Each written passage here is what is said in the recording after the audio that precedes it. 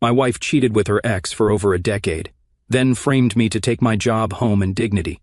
My name is Robert Benson. As of this writing, I am 34 years old. I was a middle manager for an engineering firm that designed and built machinery for customers. I knew I wouldn't be able to develop any further because it was a family firm, and I wasn't a member. The incidents I'll describe indicate that my job at the firm became untenable. I've been told I'm one of the decent guys. I have a good sense of humor, or at least I used to. I work hard, provide well, and care about others. I assist when needed and take my duties such as marriage seriously. It appears I was the only one. Let me clarify.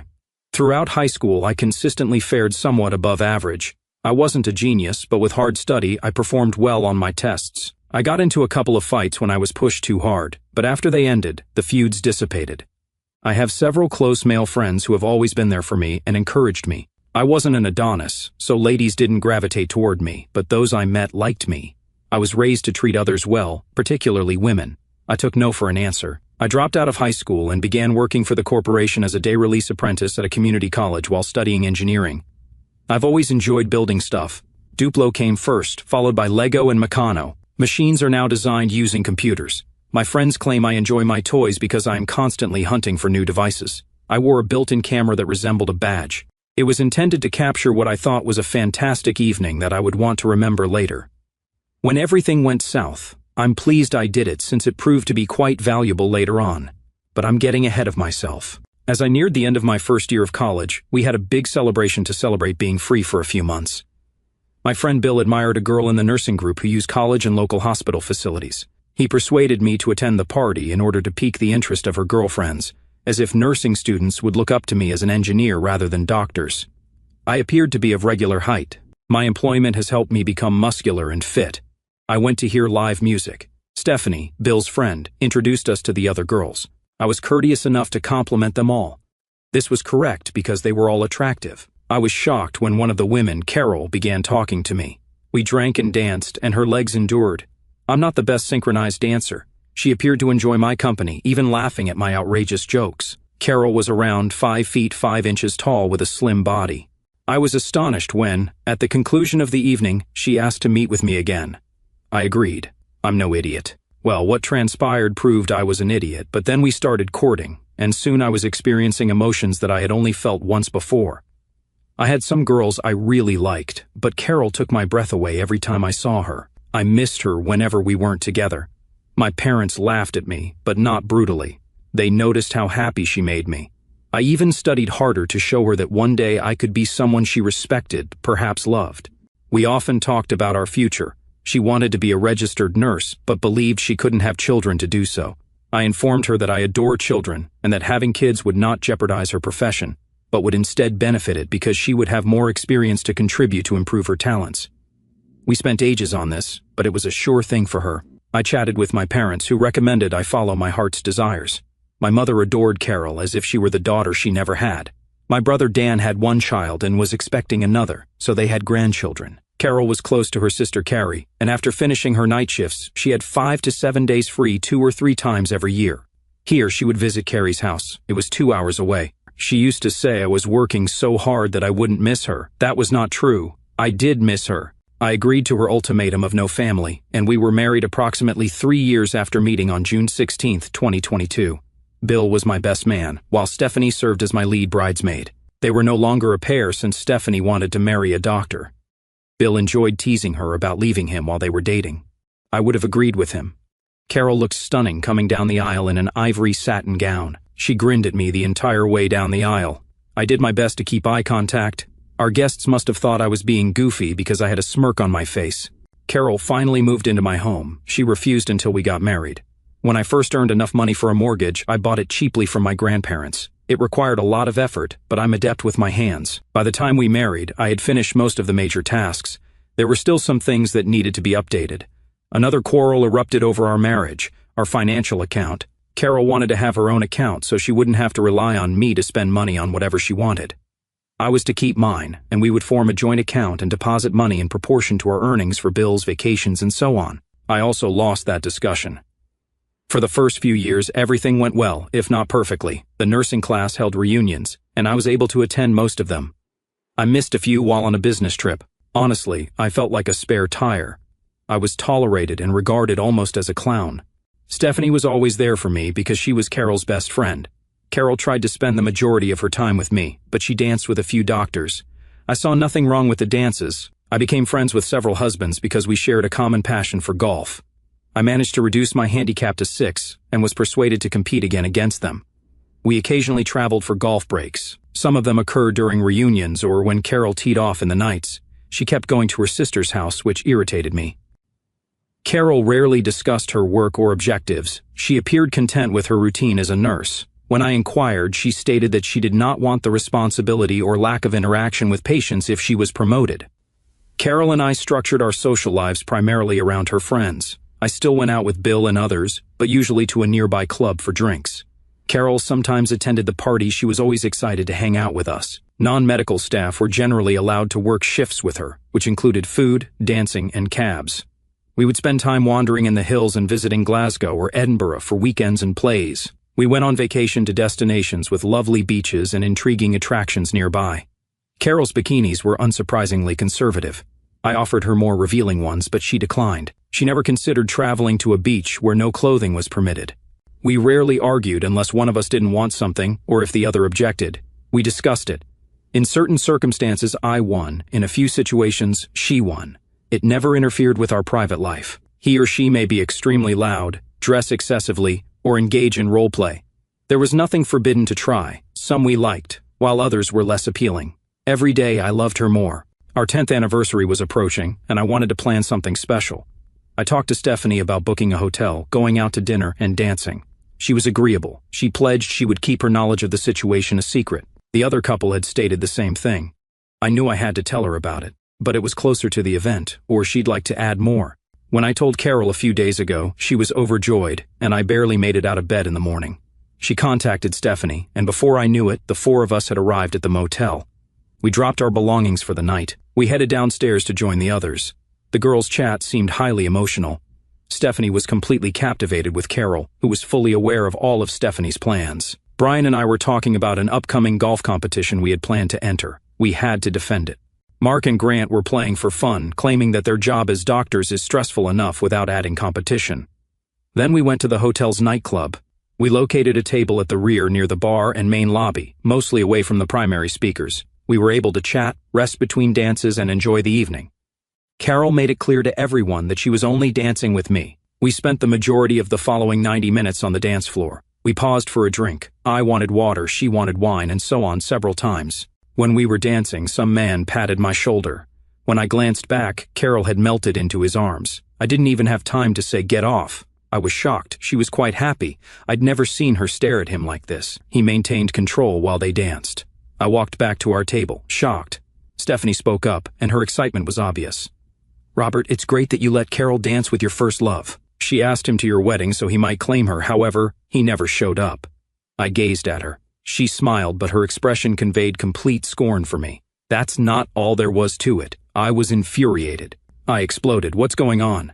The others lowered their gaze. Nobody but Stephanie could look at me. I shouted, "This has completely destroyed my evening. She only danced with me tonight. Stephanie, you screwed me over. You instructed her to allow enough time to put everything up. You both knew about that jerk." What else had she planned?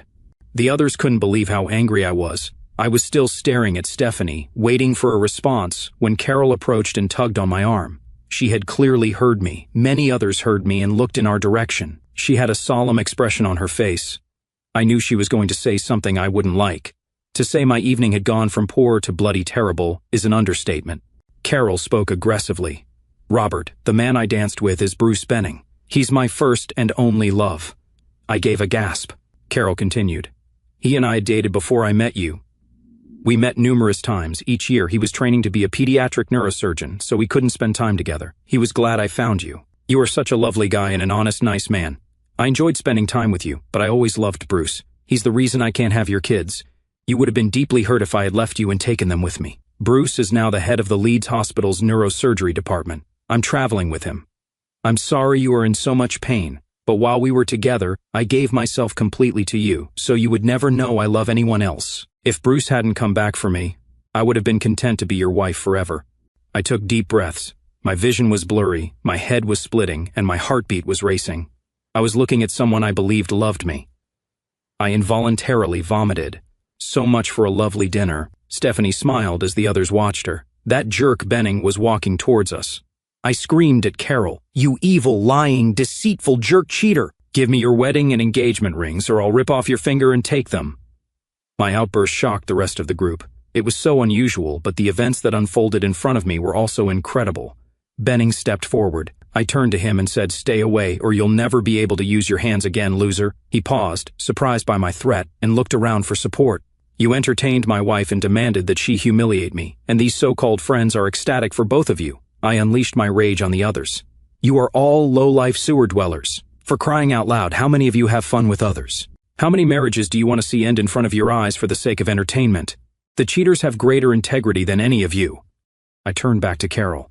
My rage was crystal clear. I screamed, "Jerk with rings!" My temporal arteries were clearly visible. I glared at her in rage. I'd never felt so angry. I wanted to wring her neck until she snapped. I could see the fear on her face as she saw the stranger. She knew she was in danger. She removed her rings. She cried, but forget about her. I grabbed them and stormed into the room. I gathered my bag, looked around and saw the clothes. Without thinking twice, I threw them away and urinated on them. I showed the receptionist my key card and informed her that the cheater would pay the bill. Looking back, I'm embarrassed that I never apologized for throwing up on the lobby floor. At least it wasn't on the carpet. I doubt I'll be back. I drove home. My thoughts were disorganized. I can't remember how I got there. I relaxed once I arrived home.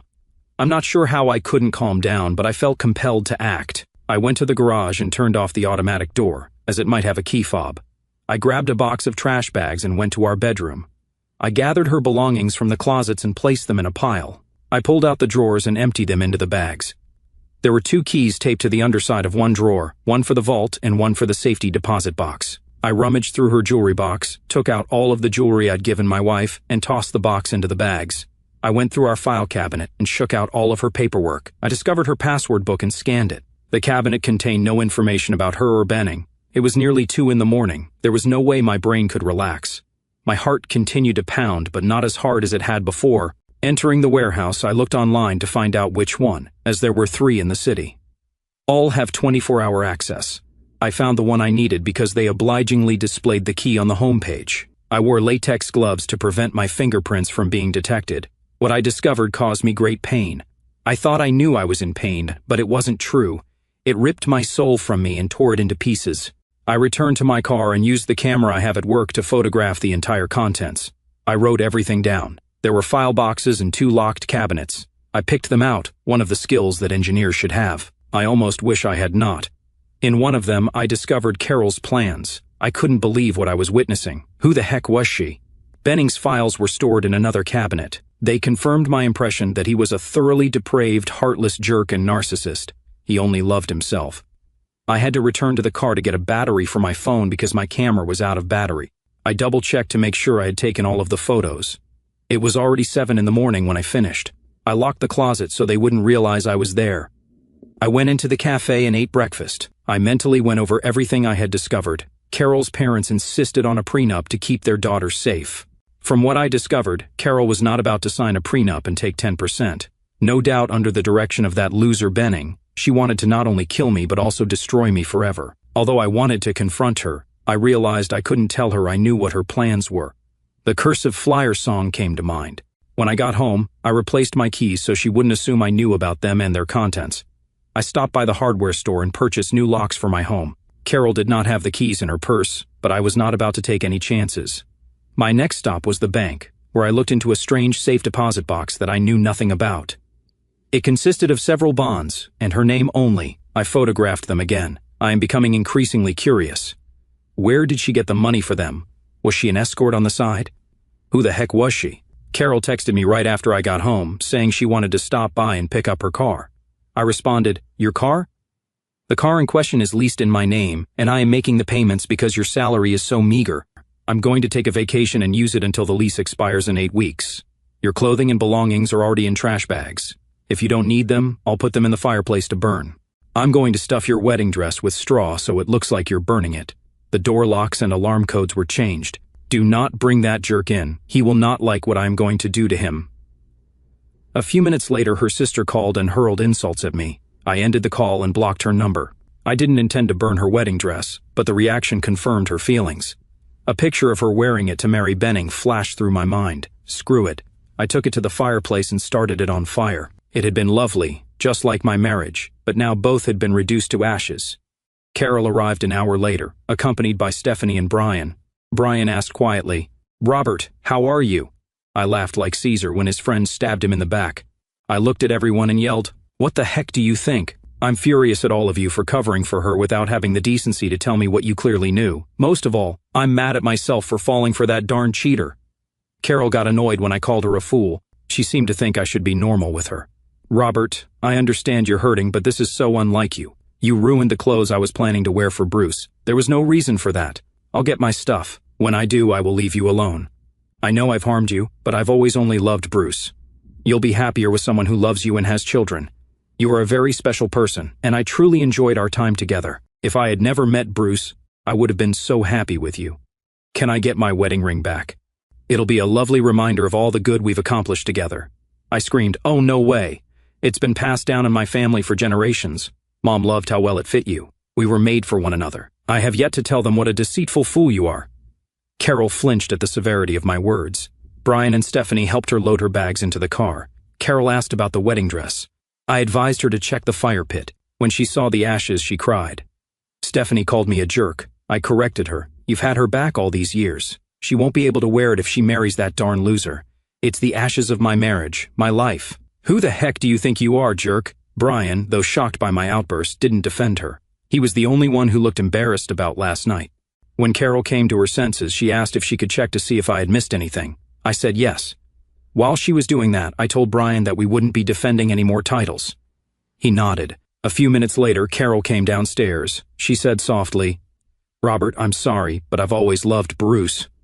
When you divorce me, you'll find someone who will love you the way you give love. You'll have the family you want so badly. This hurts both of us. I really care about you, and I'm sorry I hurt you, but it's for the best." They left, and I went into the house. As I expected, she needed the 2 hidden keys. I was so tired. I went to bed. I fell asleep with my head barely touching the pillow. I was awakened by my mother's call. Before I could say a word, she started, "Robert, I never thought you would raise your hand against a woman, but Carol showed us pictures of her wounds. She explained why she left you." I was angry and didn't hold back. "Mom, you've been lied to, just like I've been lied to for the last 13 years. She's been having fun with that jerk the whole time she's been with me. She's setting me up to keep everything rather than lose it. I don't know who the heck she's become, and did I ever even know her? I've never raised my hand to any woman. You and my father taught me that. Have you ever heard anyone suggest that I've ever raised my hand to a woman even last night when I wanted so badly to wring her neck? I didn't. You can believe her, or you can believe me, but the truth will come out. If you take her side, you'll lose me forever." I ended the conversation. The battle lines were set and the conflict had begun. I went to fetch dinner and returned to the house. I had the information now. I needed to get organized. As they say in crime shows, follow the money. So I did just that. First, I examined our joint account. What I discovered was interesting, very fascinating. I was delighted I had copied Carol's password book, as it proved essential. In the evening and on Sunday, I spent the rest of the evening and Sunday attempting to make sense of everything. Along the route, I updated all my passwords. I learned that I had been played a heck of a trick.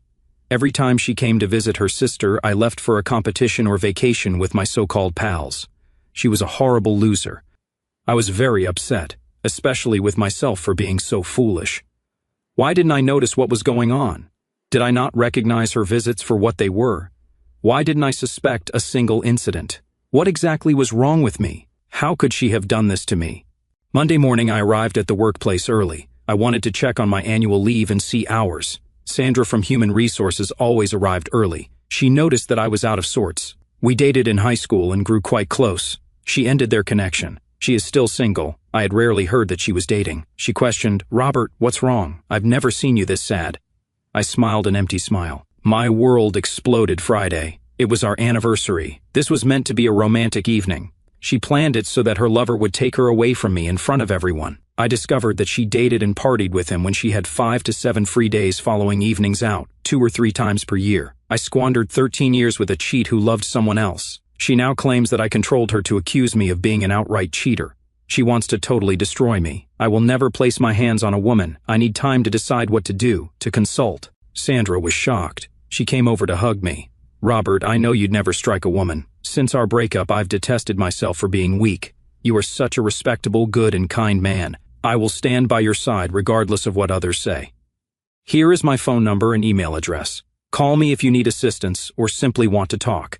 There are many other ladies you've been kind to, and they will never accept this fool's falsehoods. I was just returning to my desk when my boss summoned me in. He was unhappy.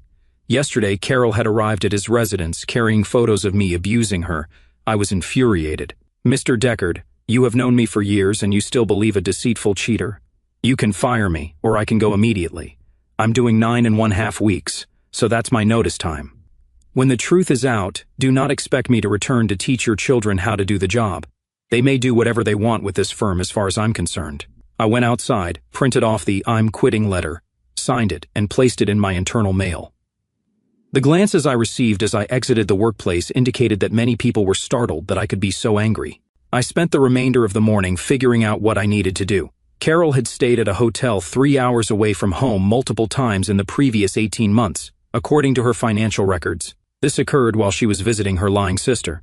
It must be genetic. I packed my suitcases and started the road. I have to add that the car was a delight to drive. Perhaps the fact that Carol was so irritated that I didn't give it to her added to the enjoyment.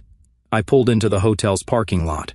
I doubted they'd give me what I asked for, however, what goes around does come around. I dumped my suitcase inside my room and returned to the front desk. I asked for the manager. The receptionist believed there was a problem with the room, but I told her that everything was fine. I merely have a request for the manager. The manager approached, and I explained what I required, if that was even feasible. He was convinced that without a court order they could not assist me. I was expecting that. I explained that the loser she would be with was playing the same game as a woman from this town, and she was planning with me. The secretary perked her ears when the manager departed. She talked quietly. "I know the couple you want to videotape. They have come here several times. He is an egotistical jerk. I am an old friend of the woman you mentioned. He stalks her aggressively, compelling her to sell everything for his money. I may contact the lawyer who represented her for you. She's really good. Even the sheriff trusted her, but he won because of the photographs he displayed. She will obtain you a court order."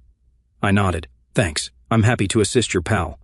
If she had simply walked away with a prenup, I probably would not have done anything, but they intend to wreck my life. They chose the wrong person to meddle with. I was seated in my office 15 minutes later, chatting to Heather Morrison, a strong woman who didn't hesitate to use profanity.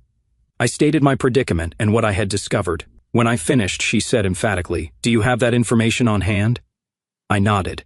"I have it on both my phone and camera. It's more structured and easier to track on my hotel laptop once I discovered it." She seemed quite happy. "If you can arrive tomorrow morning at 7:30, we can go over everything before heading to the courthouse at 8 in the morning. I believe I can persuade the sheriff to issue us a warrant for the videotapes at the hotel." I nodded hopefully. Given what I've seen, he frequents this group of hotels. There were 3 other women he duped with the fraud. I'm not sure Carol understands how invested she is, but I'm going to fight her as hard as I can. I'll have to hire a lawyer in my town. Heather smiled. "I'll be your lawyer if you want, and that loser will crap his pants when he sees me. He will know he is in for a tough time. Too awful I warned him I would find out the truth and ruin his life. He realized I meant it. I will." I laughed for the first time since Friday night. I believed her. I had not lost faith in others as I had previously believed. When I got into the office the following morning, I was astonished to find another man in the office. Heather introduced him as Jim. He was the father of Betsy, the woman Benning had screwed. He was also the private investigator tasked with finding the remaining parts of the puzzle. I gave Heather an SD card with all of the information on it. I highlighted the documents related to Betsy. Jim fell back in his chair, letting out a loud cry. He spoke aggressively. I realized the greatest thing I could do was make that jerk disappear. I had to do it. It would be a better world without him. Heather and I headed to the courthouse. Jim took on the challenge of finding the other 3 women Benning had screwed up. Heather would pursue Samantha Wiseman, the lady who, according to these documents, possessed the definitive proof of my innocence and the innocence of all the victims. The question was whether she was involved or deceived by it. Within the court's office, Heather just informed the female clerk of the purpose for her visit. "I thought we were meant to meet with the sheriff." Heather went into detail, which struck me as unusual. Shouldn't she have spoken to the sheriff about it, not the clerk? After around 15 minutes, a gentleman seated in the rear of the office approached and chatted. "Janine, phone Betsy and tell her not to give that jerk more penny or sell her house. I'll sway the court in her favor." "Heather, this is your warrant. It includes all of the hotels in the company. You may inform Marvin that if he stalls, I'll put him in jail." He walked away. I was shocked. Heather giggled at my expression. Sheriff Griffiths is a knowledgeable elderly guy. He believes that the truth is above the law. "Let's head to the motel and cure Marvin." Marvin, the manager, wanted to talk to his superiors, but Heather scared him so much that he gave in. The chief of security was summoned and presented with a warrant. I may be thorough, but I had every date Carol had set for her sister during our time together. We saw him enter dates and names. They were registered as Mr. and Mrs. Benning. Soon we had a video of them dining together and entering their room. We discovered additional 26 reservations at various hotels in the group, but we couldn't uncover any recording from almost 18 months ago. Heather was quite happy. I commented on a video that she liked. She made some notes, and the manager promised to process and deliver all of the documents and videos to her. Heather and I visited her office. She began, "Robert, I've thought about this. We need them to initiate the divorce proceedings. If you sue her for adultery, they will file charges and utilize these pictures. They'll chat after us, giving us less of an opportunity to catch their lie. You informed her that you were going on vacation. Take that time. Have them fill out the paperwork. They'll have to provide their evidence, which will be destroyed. Jim will retrace the other women's stories. We know Betsy's story. I'll utilize the video of you talking to take down this other guy for you. I'll track down Samantha and find out what her function is, and I'll have my staff handle all of the information and financial difficulties." I nodded. "I need a break. I'm not sure how I feel, but I want to break it so much. I will be gone for several weeks, but then I'll have to look for work if someone is willing to hire a wife abuser, even if the accusations are unfounded. I'm not a star soccer player. To be honest, finding that the guy was cheating on those women helped me. I wasn't the only one who was so easily duped, but uncovering the proof benefited both them and myself. I didn't feel as worthless. I didn't feel anything except grief, exhaustion, and of course, bloody angry rage whenever I recall that night. I stayed here for a few more nights before departing. While in Hamilton, I drove south to Staffordshire to ride roller coasters. They are undoubtedly a stress reliever. After returning, I headed north to explore the area north of Inverness. I rode the North Coast 500 before moving to the northeast to ride the Grampian 250. I went on the Glenlivet Smugglers Tour and had a modern Glenlivet or two at one of the boutique shops deep in the Highlands. Despite living near both ranges, I had never been there. The scenery was stunning, so I disregarded the jerks. I was having fun exploring, but a part of me was still deeply hurt, and the emotion would not leave me. My rental car was coming to an end, so I headed home. I'm pulling into my driveway. I was surprised at how well the lawn and garden were maintained. I expected to see a savanna. Gordon, my neighbor, came out when he saw me. He smiled. "The wanderer returns. How is it going?" I laughed. "As good as it can be." "Is this your fault?" He laughed. "Sandra called looking for you. She was concerned about you. She told me briefly about your problem. I was shocked. I never imagined Carol was capable of such a thing. She and Sandra should have been actresses together. There are a few other women and you have cleaned up your garden. I am not sure everything survived. Some officials have been visiting you in recent days. Don't be surprised if someone knocks on your door." I thanked him. "I have some shopping to do. When I return, stop by my place for a few beers." I shook my head. After being away for a few weeks, I called Sandra. We had spoken several times per week since then, but she never mentioned it. She made me talk about my feelings and listened quietly as I cried. I really should do something to thank her. Gordon and I were talking on the patio when the doorbell rang. I stepped outside, and a court messenger handed me the divorce papers. He smirked. I smiled and told him that I hoped the sheriff hated liars in his court. I called Heather, and she asked me to scan the documents and email them to her. She would handle all legal responses. She was delighted, but refused to educate me when I asked. She responded, "The less you know, the less you can unintentionally inform others." 7 weeks later, I waited in court for Heather's divorce hearing. Jim was with her. He appeared to be really delighted. He simply hugged me as I entered the courthouse. I sat beside Heather and Jim. Sandra, Josie, Michaela, Gordon, Bill, and a few other pals sat behind me, refusing to leave my side. My brother Dan contacted me several times and expressed his support. He was unable to make it due to work. He had a disagreement with our parents because they preferred Carol above me. I was not shocked to see her co-workers Stephanie and Amy following her. Ben stood next to Carol, smirking like a complete loser. He lost his cool when Heather and Jim walked in. I'm sure Jim had a strategy in case the court didn't deal with him. My folks were also there for her. I disregarded their eyes. Carol gazed at me, but I ignored her. Bill labeled her a powerfully dressed fool. His response was not silent. I imagined the stares he'd received from her and Stephanie. He really enjoyed winding up Heidi Steff, one of Carol's attorneys. Miss Johnston began the trial. She appeared to be full of confidence. My client wants to get into a prenuptial agreement that limits her to 10% of the value of their combined assets. She admits to having committed adultery, but only after suffering cruelty for nearly her whole life in her marriage to Robert Benson. She seeks a divorce based on spousal control with the property divided by court order. She contends that the decision should be entered broadly in her favor. These documents show the marriage's assets at the moment of divorce. She gave a copy to Heather and the court clerk, who gave it to the sheriff. Heather could not stop laughing. The sheriff seemed astonished that they needed to exchange documents. Heather stood up. "My lord, Carol Benson's actions made mediation impossible until today. I am confident you will understand why once the proof is given.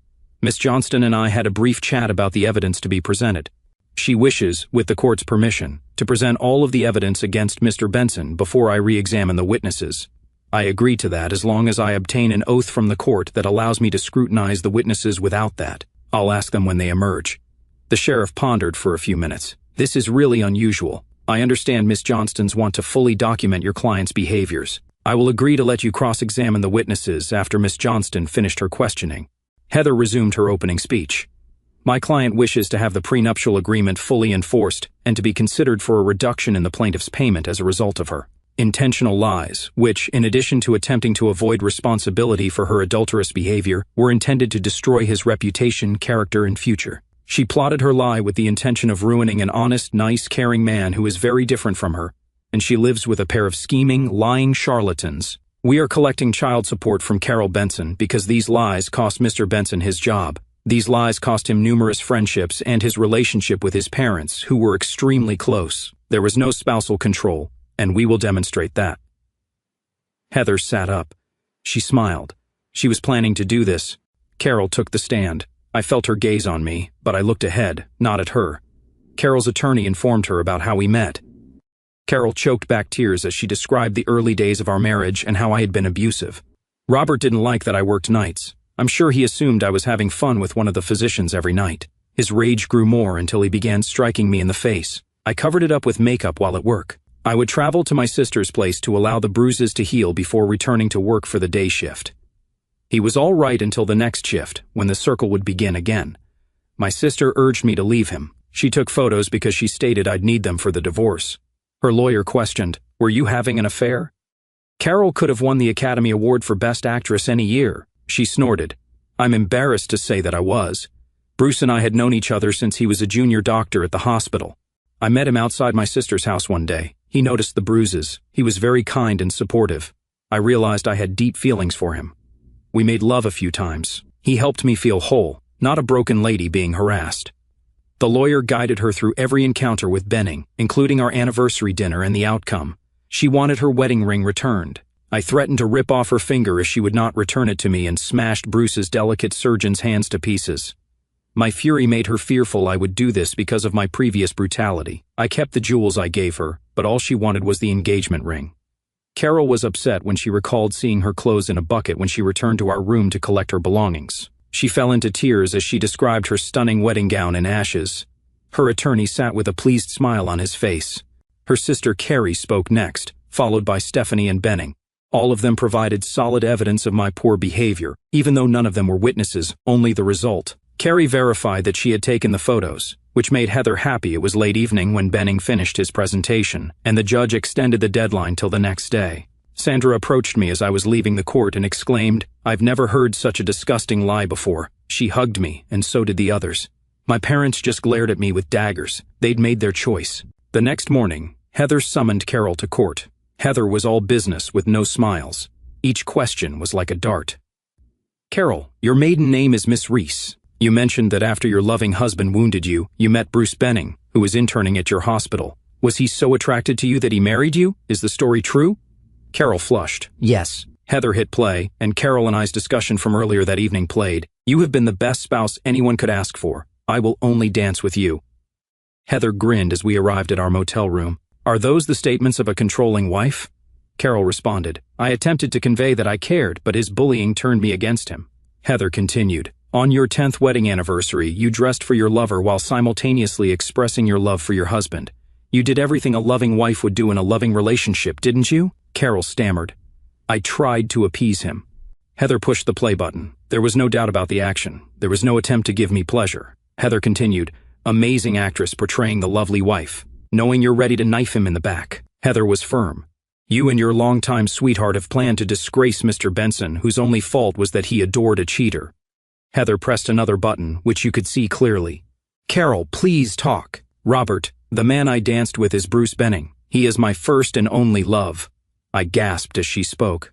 Carol added, he and I dated before I met you. He and I went out a couple of times each year. He was training to be a pediatric neurosurgeon, so we couldn't spend time together. He was glad I discovered you. You are such a lovely guy, an honest and good man. I enjoyed spending time with you, but I've always loved Bruce. He's the reason I can't have your kids. You would have been deeply wounded if I had left you and taken them with me. Bruce is presently the head of the Leeds Hospital's neurosurgery department. I'm traveling with him. I'm sorry you are in so much agony, but when we were together, I devoted myself completely to you so you would never know I loved anybody else.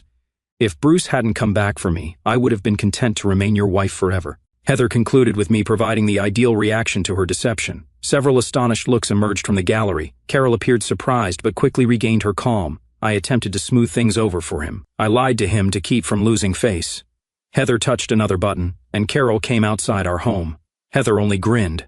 Fortunately, your husband maintains good records. We have the dates. So you were in your sister's house in Covington on May 9th to 14th, 2019, December 26th to 31st, 2018, August 16th to 22nd, 2018, March 9th to 14th, 2018, and a number of other days leading up to your wedding.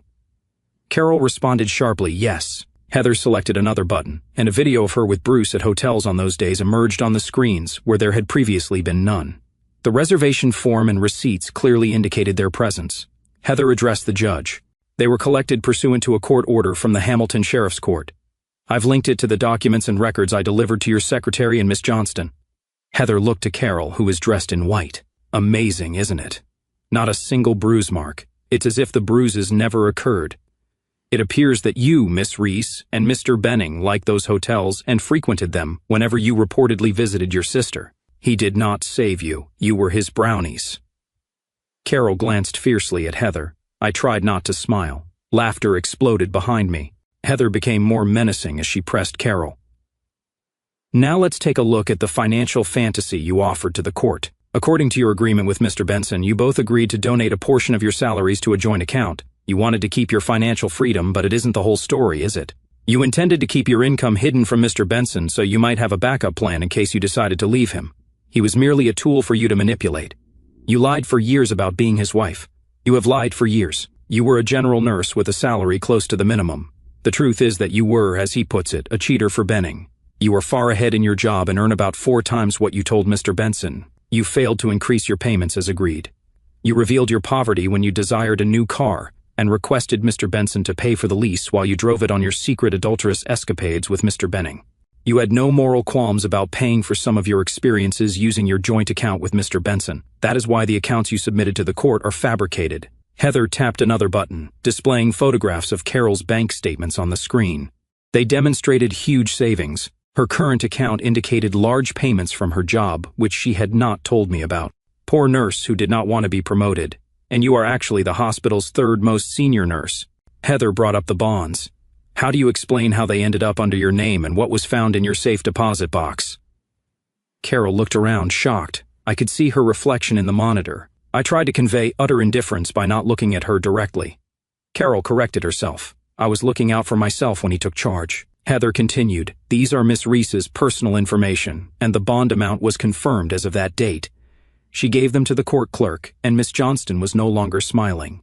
Heather smiled warmly, but I knew she was about to make a delicious move.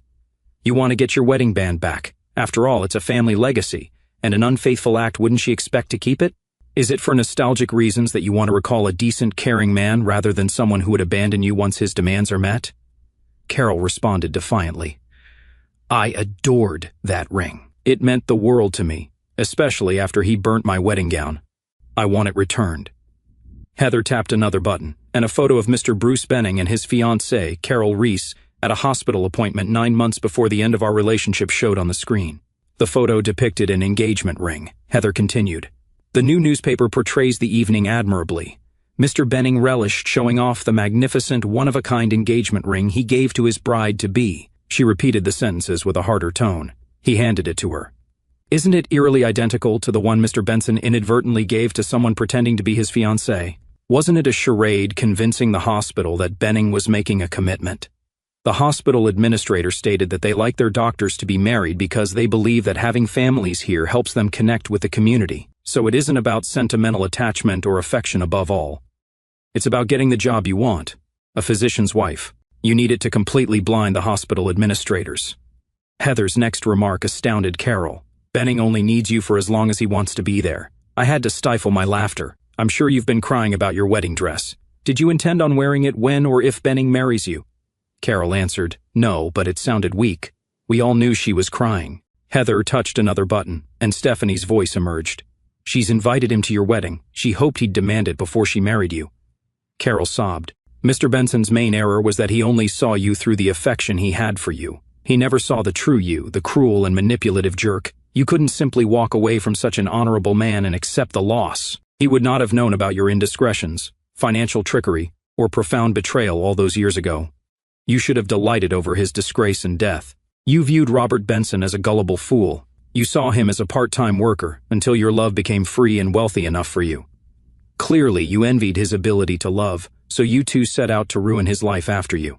Your ultimate cruelty was that you attempted to destroy his self-esteem and manhood so that he would never trust anyone else with his heart. Even that wasn't sufficient. You wanted him so corrupted that his reputation would be ruined. He would be unable to work. He would not have a decent life. Mr. Benson never exerted any control. The court may take a different view of the control you imposed on him over the years you lived with him. You denied him children. You took his money. You took his love for granted. Heather finished. You and your lover conspired to bring down the man who loved you, provided for you, and catered to your every desire. Your lover asked you to marry him, a serial cheater. I'm curious if the position you want will be available once the trial is over, and if so, how long will this last? Carol seemed taken aback by Heather's suggestion. Miss Johnston didn't ask any further questions as her sister and Benning prepared to leave the court.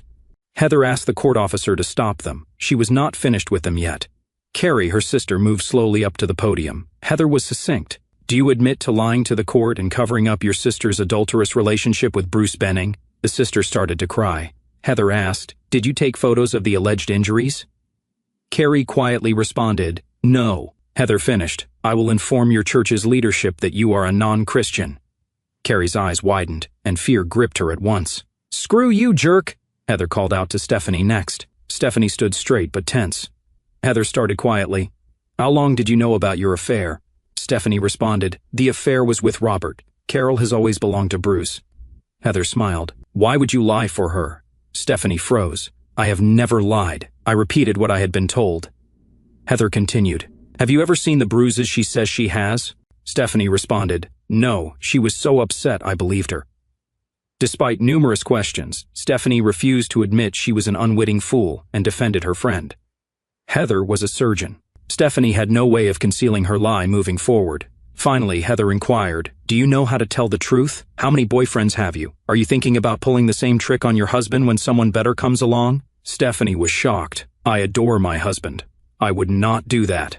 Heather pressed a button, and a video appeared on the screen of Stephanie and her husband, Amy Grant, leaving the room to meet Carol and Bruce. Stephanie crouched on the counter before fainting. Amy yells from the gallery, you goddamn jerk, and walks away. I suppose Brian and Grant would soon discover what had happened. Heather addressed the sheriff directly. Can I ask the court for leniency if I call another witness before cross-examining Bruce Benning? His testimony will help the court understand what is going on. The sheriff agreed. Bill Benning later informed me that he appeared to have suffered a heart attack when Heather finished speaking. Samantha Weissman, a woman I had never seen before, took her place at the podium. She was the ideal cosmetics commercial. She looked perfect. Heather smiled. Miss Weissman, what do you do? Samantha responded, I am a creative who works in theater, film, and TV. I can create textural effects or use makeup to enhance the experience at most events. I can make you look like street artists who use chalk to create massive holes in the road, or trains that emerge from walls. Heather continued, do you know Bruce Benning? Samantha cautiously responded, yes, I met him while visiting Bristol. My son Alan was diagnosed with a benign brain tumor, and Mr. Benning operated on him. It was a success. That happened 8 years ago. Heather inquired, "How did Mr. Benning find out about your abilities?" Samantha responded clearly, "After the surgery, Alan's motor skills were temporarily impaired. I had to help him regain proper use of his arm and hand. I was playing with him with plasticine, sculpting his favorite monsters when Mr. Benning arrived. We spoke, and he seemed fascinated by it." Heather asked, "Was it no further than that?" Samantha responded, "Yes, it was approaching Halloween, and he asked if I could dress him up for the party. He wanted to be an abusive spouse because his friends said he was so tense he's never heard a joke.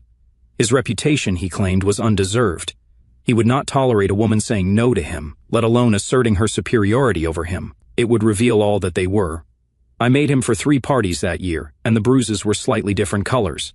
I have done it 3 more times since then, several years apart." Heather asked, "Also, Mr. Benning, do you know anyone else in this court?"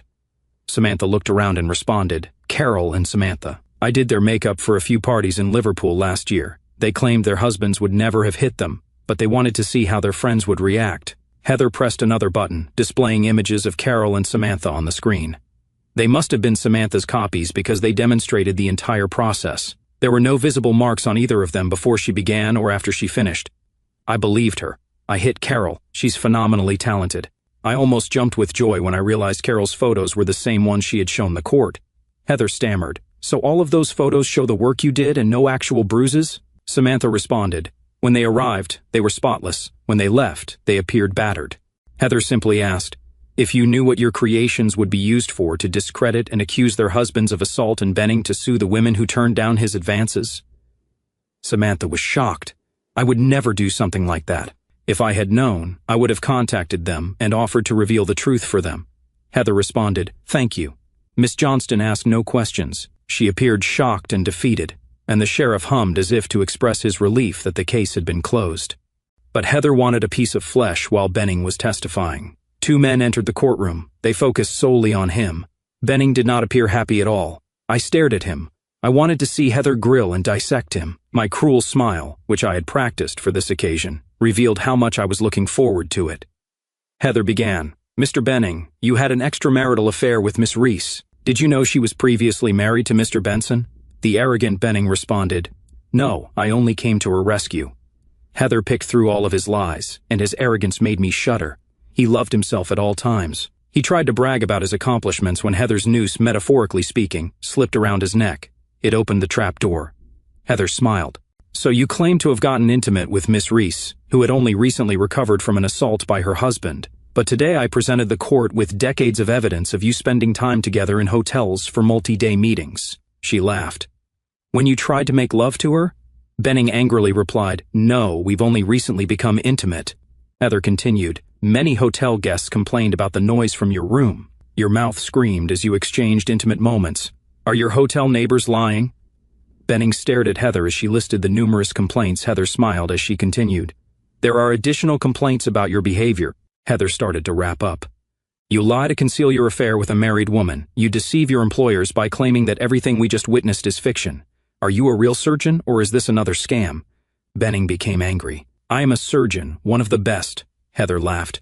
"You may be a talented surgeon, but as a human being, you are despicable." Heather pressed a button and started scrolling through pictures of Benning's marital bad attitude. She stopped and let people read the accompanying letters, which showed how he had tricked 4 courts into granting him substantial monetary settlements against women such as Betsy, with whom he had befriended. Court records show they all denied assaulting him.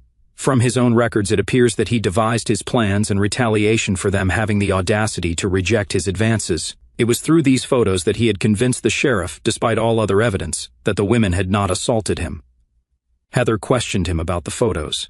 He couldn't answer some of the incriminating statements. She ripped the covers off of him as she recounted his mistreatment of these women. "Your colleagues were right about you, weren't they? You cannot see a woman as an equal, capable of refusing your pathetic advances. Those who refused and had property, you persecuted. You lied in court. You are simply a small man in every sense of the word." His indignant remark didn't go unnoticed by the sheriff, and Heather nearly laughed when he called her a bloody witch. His arrogance was slipping away. The understanding of what awaited him was slowly dawning. After tearing him to shreds over women, she continued on to the main course. Heather showed records of his and Carol's encounters, as well as their written and email correspondence. He disputed that they were conversing at the time Heather mentioned when she displayed the comprehensive plot to accuse me of attacking Carol. A few sobs broke in the gallery. Benning had a clear strategy on how they would damage me and my life. Benning tried to dismiss it, claiming that it was merely lovers' stories, a distraction, and they'd never do that.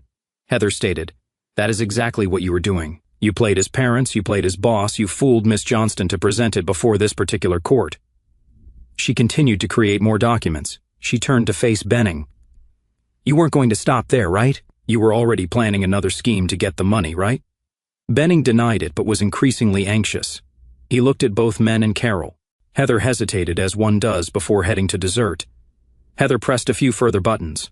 The audience gave a big sigh when the screen appeared with his plan to sue her for all of her money. It sounded like Carol's voice when he was sick of her. Someone similar to her was sobbing on the TV. Was Benning planning to marry Carol to secure his position as head neurosurgeon? In 3 or 4 years, he would learn new tactics that would allow him to move to the United States and generate millions of dollars. Carol will be dumped since he is fed up with her. He will ensure that she commits adultery, after which he will receive everything. I could definitely hear Carol sobbing as her dream was ruined. Her reputation would never be rebuilt. Heather leaned on. "You lied in this courtroom, lied in other courts to receive a cash award. I believe you will find that the courts will not be kind to you. Sheriff Griffiths of Hamilton has issued a warrant for your arrest. These cops are here to carry it out on behalf of your victim. I secured a court order to freeze all of your assets, which was implemented this morning. I'm sure Miss Reese now realizes the difference between what she so readily discarded and a con man who will go to any length to swindle naive ladies in order to compensate for his inadequacy." The officers led the stunned Benning away. Heather then called me to testify. Heather told me about my marriage and how I was absolutely unprepared. She went into detail about what had happened earlier that evening. I admitted to emptying my bladder because of him and then threw it away. I expressed my dismay and horror at what had occurred. This was exacerbated by the fact that they had falsely accused me of abuse. I had lost my parents, my work, and numerous friends. I was still unemployed since no one wanted me, despite the fact that I was acknowledged as a very good engineer. I had lost everything I treasured, and I didn't. The sheriff stated that he would make a decision on the partition of property the next day, and concluded with, "Mr. Benson, you have been completely vindicated and have averted a major miscarriage of justice. You are the decent, honest, and compassionate individual that your attorney mentioned in the beginning. You deserve to meet someone who is similar to you and have a successful future." He finished abruptly. "Those who have lied, I'll deal with tomorrow in my courtroom." Jim embraced Heather. He hugged me. Bill, Sandra, and the others embraced me. I noticed my mother crying. She had lost both her daughter and son following Dan's words. Her visits to her grandkids had significantly diminished. The sheriff annulled the marriage the next day and awarded me my part in accordance with the prenuptial agreement. He also ordered her to pay the sum she was supposed to contribute to the joint account, as well as the payment she made from it for her adulterous connection. The worth of her car, which she could easily afford, and the bonds were valued at £125,000, so he gave me £12,500. He then gave her maintenance of £675 per month until I found a job with a salary equivalent to what I had lost as a result of her falsehoods. Heather's team added all of the data, which were included in the paperwork she provided to the court. Carol resembled her old self. Samantha was unlikely to be able to hide her tears. Carol was clearly told by the sheriff that if she won, he was seriously considering putting her in jail for lying in his court, and the truth eventually came out. She would be imprisoned for at least several years. He fined her £5,000 and awarded her a 3-month suspended prison sentence. He also ordered her to pay my legal fees in full within 1 month. Alternatively, the suspended sentence would be enforced. Carrie and Samantha were each fined £1,000 to be paid within 30 days. Benning appeared before Hamilton Sheriff Court and later explained his reasons to Sheriff Griffiths over a cup of coffee. Heather, Jim, and I discussed what we should do next now that Heather had decided to go to the General Medical Council and try to have Benning removed from the medical registration. While we were conversing, Jim received a call from Hamilton Court. Benning was brought into custody. Sheriff Griffiths made it clear to his defense that the next time he appears in court, he wants all of the money he took from those 4 women deposited in the court account. Alternatively, he might face a significant prison sentence. In addition, he can request full payment of court fees and any other justified expenses spent as a result of his false allegations against those women. Even with these payments, he faced a lengthy prison sentence. Heather was also planning to file an appeal with the General Board of Nursing, citing Carol's reprehensible behavior in such a prominent position. She understood she was likely to fail because, unlike Benning, she had not taken control of her situation. However, with this complaint in hand, companies would think twice about hiring her, and I would be looking for work because I didn't want anything to do with Carol. Heather urged me to put up with child support until I got work. Jim astonished me by quietly saying, "Stay with Sandra for a while. Somehow she appears to like you." When I talk to her, she appears friendly and compassionate. Maybe you can help each other because she stated that she cannot be what you want, whatever that means. Given what you've gone through, I'll say at once, consult a counselor. Despite your pleasant demeanor, you are in a great deal of discomfort. You are not deceiving us. A counselor will assist you in discovering your true self, live life, and find happiness. You deserve it. Heather and I have seen a lot over the years, but there are books and movies that could be made about your experience. You're a good, respectable, honorable man. Help me get them back and screw them up even more by making sure they have a decent life. After we parted ways, Heather's final words had me laughing. If you believe the sheriff let her off easily without putting her in jail, he did not. My bill would be approximately £24,000. Your rate would be significantly reduced for you. I've been so helpful to Betsy, but she will never know. Dan came by to visit me after work. He was quite pleased for me. He appeared exhausted, as the new infant had not slept much. They chose to have a third child because he wanted a son, so he was born. Our parents had not seen him yet. He offered me a job working the night shift. I refused. I have very little experience in this industry. He wrapped his arm around me and whispered, "You'll find the right person. You will have the family you want, at least till the first contaminated diaper." He laughed and went away. Sandra, Josie, Michaela, Gordon, Bill, and a few more joined me later for a celebration drink. It was very enjoyable to have fun. Josie shocked me by inviting me to dance. She grinned and pulled me closer. "Take a chance, Sandra. She has always cared about you. You'll complement each other well. If not, Michaela or I will snag you." She giggled and attempted to waddle away as if I had trod on her foot. Sandra was the last to depart. "Robert, I promised that if you needed anything, I would help you. I still meant it. I wish I were the lady you needed. Then Michaela, Josie, and the others would have been delighted to become close friends with you or more. You're too fine a man to be alone. I witnessed how you acted when others brought their children to work. You're going to be an excellent father. Do whatever you have to do to find love." I responded, "Sandra, I believe we can support each other. I was too young. I didn't know myself or how women could support you. You were very dear to me. You were my first love, a crush. Jim suggested I see a counselor to help me find myself. Maybe we'll both visit a counselor and see what happens if he can assist us both. I have a void. I do not know who I am." Sandra smiled. "Robert, if we do this, it's only because I hope to be with you as a partner and mother in the future. You deserve it." She exhaled. "Let us try to see a counselor." 2 days later, the local newspaper appeared and I was on the first page. The article was really comprehensive, describing how they were attempting to set me up. No one doubted that I was a good guy. Nobody in the online publication's comment section supported her. Some of the comments about what would happen to her terrified me. About 8 weeks later, Heather sent me an email, including copies of her letters to the General Medical Council, the General Board of Nursing, and the leadership of the Evangelical Church. Heather did not disregard Benning's activities, which added to the dishonor of his profession. She described his public revelations and lying in court. She insisted that his registration be suspended immediately.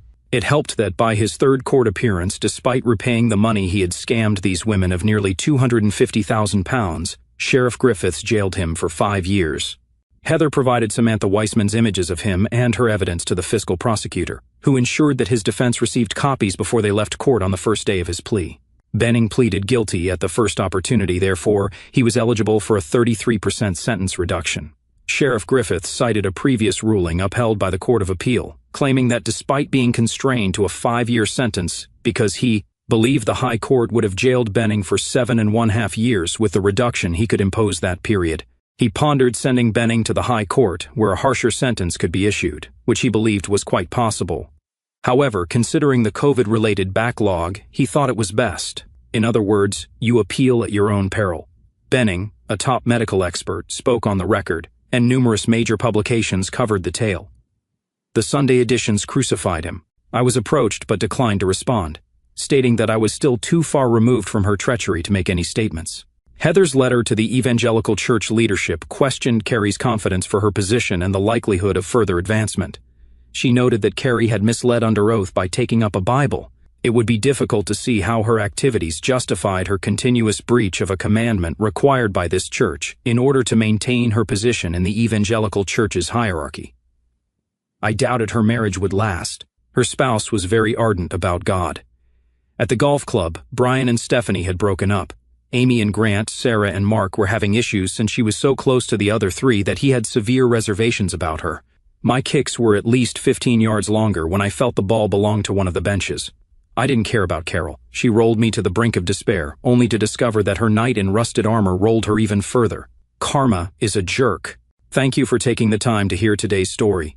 If you enjoyed this essay, please like it and subscribe if you have not already.